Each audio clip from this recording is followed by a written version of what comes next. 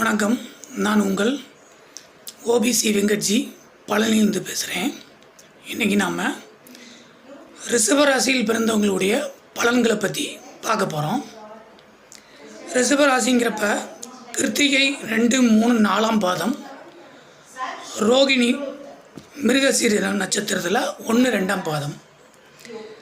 இந்த நட்சத்திரத்தில் பிறந்தவங்களாம் ரிஷபராசிக்காரங்களை சொல்லுவோம். இந்த ரிஷபராசிக்காரங்களை பொறுத்தவரையும் கொஞ்சம் நார்மலான உடம்பு இருக்கும். ரொம்பவும் பருத்திருக்காது, ரொம்பவும் மெலிசாக இருக்க மாட்டாங்க. நார்மலாக உடம்புக்காரங்களாக இருப்பாங்க. கொஞ்சம் தோற்றம் கம்பீரமாக இருப்பாங்க, ஆக்டிவாக இருப்பாங்க. செய்கைகள் கொஞ்சம் மெதுவாக தான் செய்வாங்க. ரொம்ப ஃபாஸ்ட்டாக செய்ய மாட்டாங்க. செய்கைகள் கொஞ்சம் மெதுவாக தான் இருக்கும். கொஞ்சம் குணமும் கொஞ்சம் மந்தமான குணமாக தான் இருப்பாங்க. கல்வி, கணிதம், சாஸ்திரம் இதிலெல்லாம் கொஞ்சம்